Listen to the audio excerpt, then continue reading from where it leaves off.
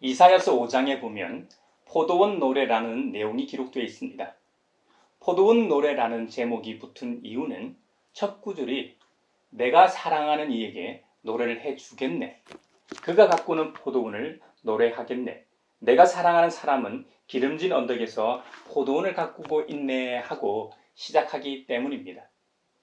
내가 사랑하는 이는 단순한 사랑하는 이가 아닙니다. 가장 사랑하는 이의 의미입니다. 그리고 여기서 노래하는 사람은 이사야 예언자이고 그 대상은 만군의 하나님이십니다. 이사야서 5장 1절에 노래하는 이유와 그 대상을 넣어 다시 읽어보면 정확히 알 수 있습니다.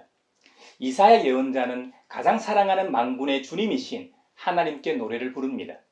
하나님이 가꾸시는 포도원을 노래합니다. 이사야 예언자가 가장 사랑하는 주님은 기름진 언덕에서 포도원을 가꾸고 있습니다가 됩니다. 여기서 포도원은 만군의 주님의 포도원으로서 이스라엘을 가리킵니다. 유다 백성은 주님께서 심으신 포도나무라고 비유되고 있습니다. 이어서 주님께서 포도원에서 하신 일들이 열거됩니다. 주님께서는 바람이 잘 통하고 햇볕이 잘 드는 언덕에 땅을 일구고 돌을 일일이 골라내셨습니다. 처음에는 아주 좋은 포도나무를 심으셨습니다. 아주 좋은 포도나무라고 하니 느낌이 덜한데 개역 개정판에서는 극상품 포도나무라고 했는데 그 의감이 훨씬 더 귀한 포도나무로 다가옵니다.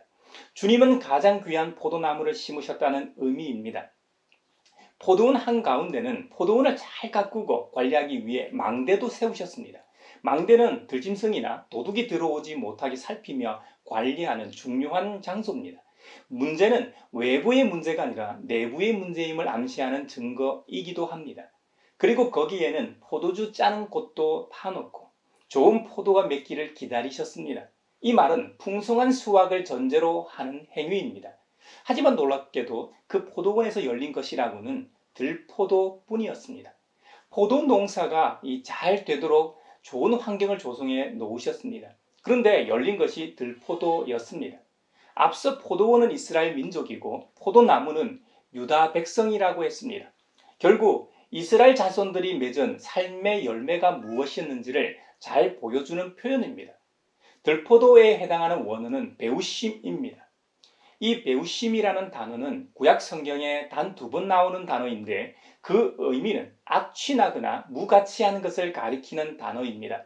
다시 말하면 겉모양은 포도 열매 같지만 실제로는 그 크기가 작고 딱딱한 야생 포도로서 쓰고 신맛이 나며 어떤 것은 독성을 함유하고 있는 해로운 열매였습니다.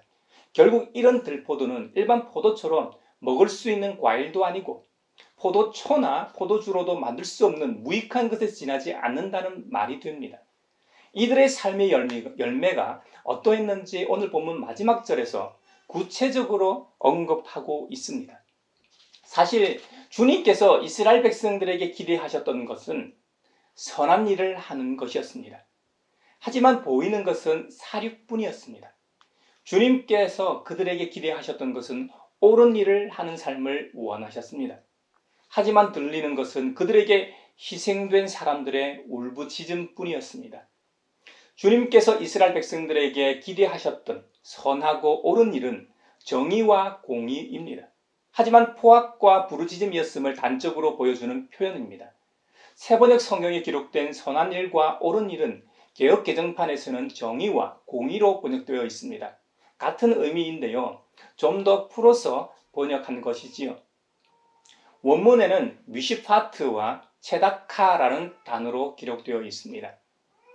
이 두 단어 모두 다양한 의미를 지니고 있는데요. 중복되는 의미도 있고 실제로 이 성경에서도 여러 본문에서 중복되는 의미로 사용되기도 했습니다.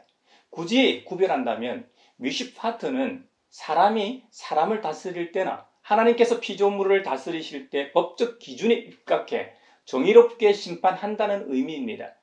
그리고 체다카는 하나님과의 관계가 올바르고 사회 속에서 정직하게 살아가는 모습을 의미합니다. 이런 의미와는 상반되게 당시 기득권자들이 그들의 위치에서 지키고 보호해야 할 사회적 약자들을 상대로 착취와 압제를 일삼았다는 말입니다. 자신의 이득을 위해 율법에 명시되어 있는 법을 어기고 마땅히 보호받아야 할 약자들에게 상해를 가하여 결국 죽음의 수렁으로까지 몰아넣는 일까지 일삼았다는 말입니다. 하나님께서는 출애굽 당시 이집트의 압제를 견디다 못해 하나님께 울부짖었던 그들의 조상들의 울부짖음을 탄식을 들으시고 자유케 하신 적이 있습니다. 하지만 기득권층들은 같은 동족의 울부짖음을 외면했습니다. 아니, 더 정확히는 사회적 약자들의 울부짖음은 주님께서 책망하신 기득권들에 의해 발생한 울부짖음이었습니다. 기가 막힌 현실 앞에 개탄하지 않을 수 없는 상황이었기에 하나님께서는 이사야 예언자의 포도원 노래를 통해 경고하십니다. 주님께서 자신의 포도원인 이스라엘을 돌보며 가꾸면서 빠뜨린 것이 무엇이며 하지 않은 일이 무엇이냐고 반문하십니다. 참다 진노하십니다. 아니, 더 정확히는 사랑의 매를 드십니다. 다시 제자리로 돌아오라고 말입니다. 하나님께서는 항상 잘못한 것에 비해 적게 벌을 받게 하시고 벌은 제정신이 들게 하는 도구로 사용되었습니다. 그랬기 때문에 자신들의 잘못을 깨닫고 회개가 동반되었던 것이죠. 그리고 이전보다 더 나은 모습으로 회복시켜 주시곤 하셨습니다. 이사야서 5장 시점인 BC 8세기 전후에서의 불순종에 대한 대가를 말씀하십니다. 그토록 사랑하고 아끼고 기대하고 기다렸지만 들포도를 맺은 결과에 대한 징계입니다. 이제부터는 주님께서 주님의 포도원인 이스라엘을 향해 울타리를 걷어치워서 그 밭을 못 쓰는 상황이 되게 하시겠다는 말씀입니다. 그 말은 담이 허물어졌기 때문에 아무나 그 밭을 짓밟게 된다는 의미입니다. 팔레스타인을 둘러싼 열강으로부터 보호받게 하셨는데 이제는 국경의 문이 열려 열강으로부터 침입을 막을 길이 없었다는 말입니다. 그렇게 되면 전쟁의 포화 속으로 들어가게 되고 적과 꿀이 흐르던 그 땅은 황무지가 되겠죠. 또 포도나무를 비롯하여 모든 나무는 가지치기를 해줘야 건강하게 잘 자라고 상품 가치가 있는 열매도 맺게 마련입니다. 특히 포도나무 줄기에 이 좌우로 수없이 삐져나온 가지들을 쳐주지 않고 방치하면 튼실한 열매를 맺을 수 없습니다. 그래서 포도 농사를 짓는 것을 보면 정기적으로 이 가지치기를 해주는 것을 보게 됩니다. 그런데 그 중요한 가지치기를 못하게 하신다고 말씀하십니다. 영적인 의미로 보면 앞으로는 이사야와 같은 예언자를 보내지 않겠다는 말씀과 같습니다. 하나님의 말씀을 예언할 예언자들을 정기적으로 보내셔서 책망하고 잘못으로부터 돌이키고 바른 길로 인도하셨는데 이제는 올바른 길로 인도하지 않겠다는 말씀과도 같습니다. 여러분, 그렇게 되면 어떻게 되겠습니까? 그들에게 좋은 말만 해주는 거짓 예언자들이 들끓게 되고 거짓 예언자들을 따라 근거 없는 희망을 품고 살다 결국에는 망하게 되는 것이죠. 우리도 성경과 세계사를 통해 알듯이 바벨로니아의 제국에 의해 멸망하지 않습니까? 가지치기만 못하게 하는 것이 아니라 북주기도 못하게 하시겠다고 하십니다. 북주기는 식물의 뿌리를 흙으로 덮어주는 것을 말합니다. 흔히 배토하는 것을 의미합니다. 나무를 심으면 묘목이 뿌리를 잘 내리도록 흙을 덮어주는 작업을 하게 되죠. 바로 그것을 말합니다. 나무 키우는 것을 업으로 하는 사람은 보통 1년에 서너 번은 북주기 작업을 한다고 합니다. 이 작업을 게을리하면 나무 뿌리가 흙 밖으로 드러나 쇠약해지고 결국 거센 비바람에 뽑힐 수도 있습니다. 영적으로는 하나님께서 더 이상 관심을 가지고 관리하고 보호하지 않으시고 방치하시겠다는 의미입니다. 그 결과 이스라엘은 배반한 대가를 치르게 되지 않습니까? 이게 끝이 아닙니다. 주님께서는 정말 세밀하고 친절하게 보호하셨듯이 이제는 배반의 대가로 그동안 하셨던 일을 안 하시겠다는 선언으로 계속 언급하십니다. 찔레나무와 가시나무가 자라게 하시겠다는 겁니다. 포도원을 제대로 관리하지 않으면 땅에서 돋아나 포도나무의 성장을 방해하는 잡초들입니다. 이것은 영적으로 심령의 피폐함을 묘사하는 표현입니다. 영적으로 가란 상태가 되어 점점 깊이 뿌리 내린 죄악의 쓴뿌리와 그 열매를 맺게 된다는 의미일 겁니다. 거기다 치명적인 심판을 예언하십니다. 나무와 같은 식물이 자라기 위해서는 농부가 가지치기나 배토 같은 작업을 주기적으로 해줘야 하고 찔레나 가시나무와 같은 방해 요소를 제거하는 것도 중요합니다. 하지만 더 근원적으로 식물이 자라는 데 있어 더 중요한 것은 하늘의 햇빛과 비입니다. 하나님께서는 구름을 명하여 그 위에 비를 내리지 못하게 하시겠다고 하십니다. 이건 정말 치명적인 심판입니다. 하늘에서 비가 내리지 않고 햇빛만 강렬하게 쬐게 되면 식물은 말라 죽습니다. 이와 같이 은혜의 단비가 사라지면 영적인 생명이 죽어가게 됩니다. 한마디로 하나님께서 그동안 이스라엘 백성들에게 베푸시던 모든 은총을 중단하시겠다는 선언입니다.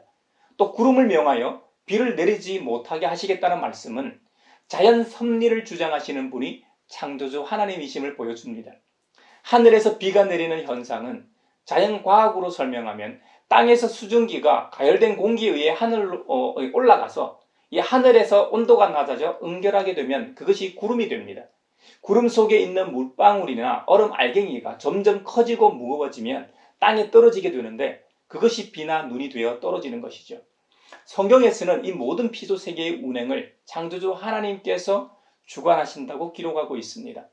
물론 하나님은 주님께서 만드신 창조 섭리와 자연 현상에 따라 모든 것이 순리대로 움직이게 하십니다.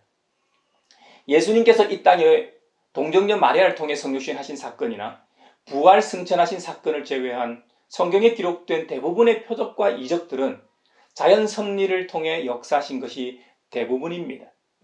출애굽 때 홍해를 가르신 일도 정말 놀라운 일이긴 해도 지역에 따라 동풍이 밤새도록 일정 시간 동안 불게 되면 그런 현상이 가능하다는 과학적 실험이 있는 것처럼 말입니다. 그러므로 우리는 만물을 주관하시는 하나님의 섭리와 뜻에 따라 살아가는 그리스도인들이 되어야 하겠습니다. 혹시 우리가 살아가다 보면 우리의 뜻과 다르게 일이 전개될 때가 있습니다. 그때도 마찬가지입니다. 사람이 생명을 유지하고 풍요로운 삶과 의미 있는 삶을 살 수 있는 것은 하나님의 은혜가 공급될 때에만 가능함을 우리 모두 명심해야 하겠습니다. 이사야서 5장 포도원의 노래에서 알 수 있었듯이 이스라엘이 그동안 잘 살 수 있었던 것은 오로지 하나님의 은혜 때문이었습니다. 하지만 그들이 하나님과의 언약을 깨고 불순종했을 때 하나님께서는 언약을 맺으실 때 하신 말씀대로 그들을 심판하십니다. 그 심판의 주된 이유가 이스라엘 백성 모두에게 있겠지만 특히 그들을 이끄는 지도자들의 문제가 심각했습니다.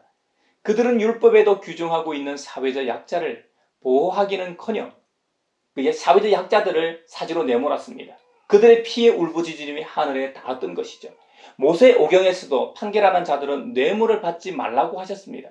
뇌물은 사람의 눈을 멀게 하고 의로운 자의 말을 왜곡한다고 하셨습니다. 그 말은 뇌물은 사람을 외모로 보게 한다는 말도 됩니다. 신명기 16장 19절에 보면 공정한 재판에 대한 율법이 기록되어 있습니다. 당신들은 재판에서 공정성을 잃어서도 안 되고 사람의 얼굴을 보아주어서도 안 되며 재판관이 뇌물을 받아서도 안 됩니다. 뇌물은 지혜 있는 사람의 눈을 어둡게 하고 죄 없는 사람을 죄인으로 만듭니다 하고 경고합니다. 혹 여러분 중에 이런 위치에 있는 분이 있다면 항상 조심하십시오. 항상 깨어 말씀 앞에 하나님 앞에 겸손하시기 바랍니다. 여러분이 여러분 된 것은 여러분의 노력인 것처럼 착각할 수 있지만 하나님께서 그 자리에 있게 하셨기 때문에 그 자리에 있을 수 있음을 망각하지 마시기 바랍니다. 이사야 선지자가 예언했던 것처럼 이런 현상이 종말에도 나타난다고 누가복음서에도 기록하고 있습니다. 누가복음서 12장 끝부분에는 종말론적으로 주님의 재림에 대한 교훈이 기록되어 있습니다.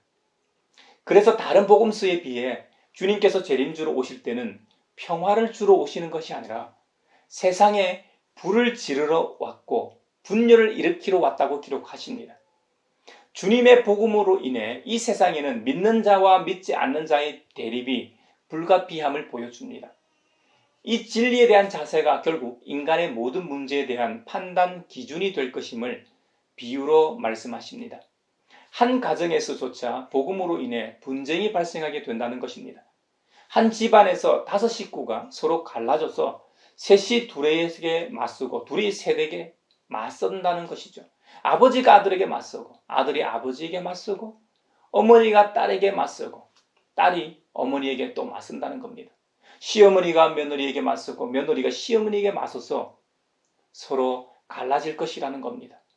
여러분 상상만 해도 마음이 불편하고 끔찍합니다. 이런 일이 발생하면 안 되죠.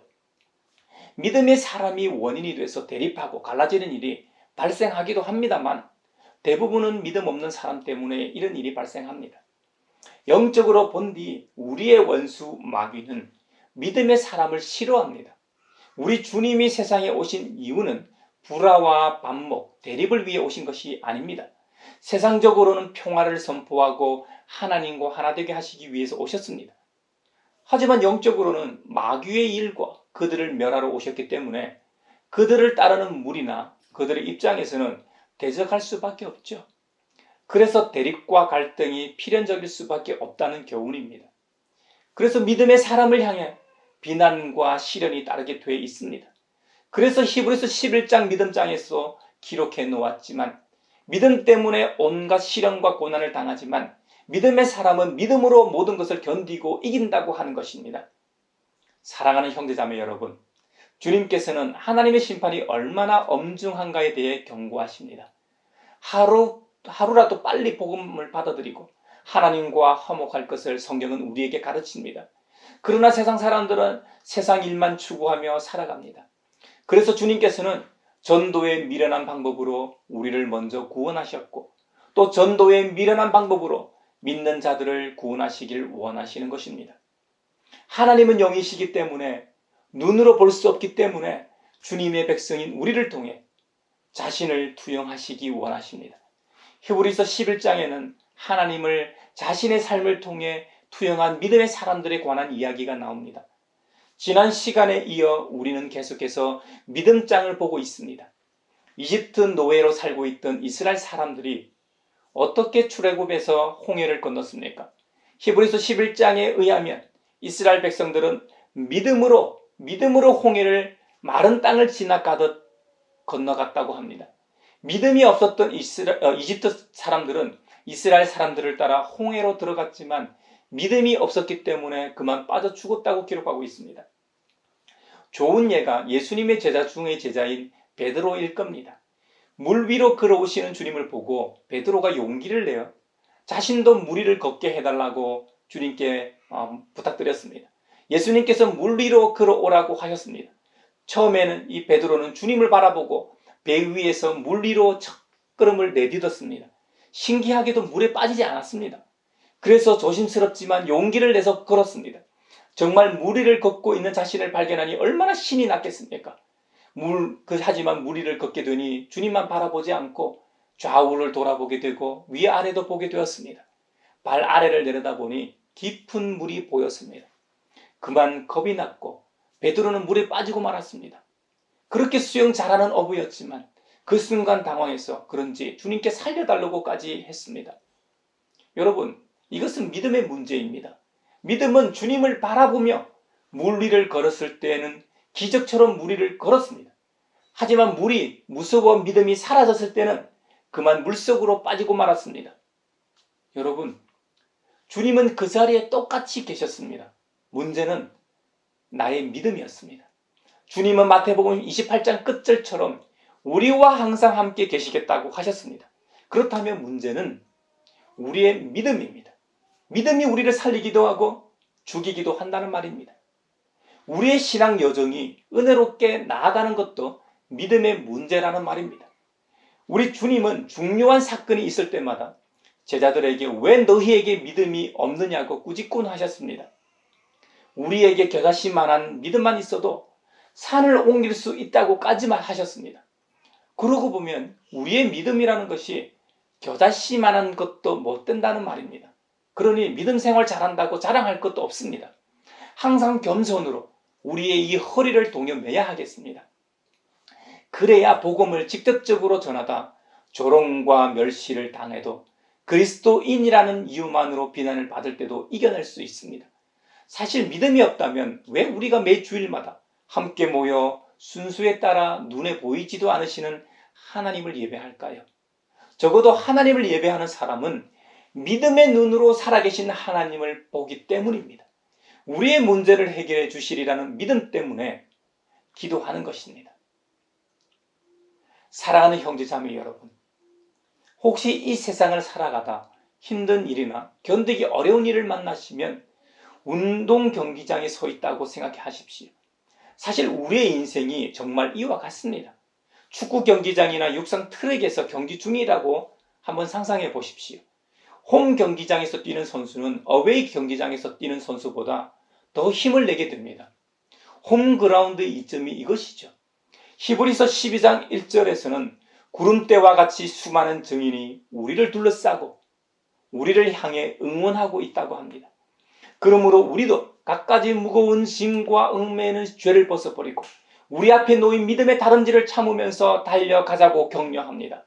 그래야지 이사야에서 경고하고 있는 것처럼 삶의 열매를 맺을 수 있는 것입니다. 우리는 우리 믿음의 인생의 꼬림점이 예수님을 바라보기만 하면 됩니다.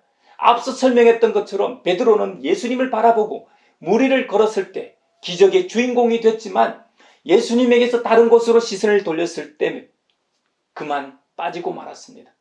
그러므로 우리도 믿음의 창시자요 완성자이신 예수님만 바라보고 살아가는 우리 모두가 되길 바랍니다.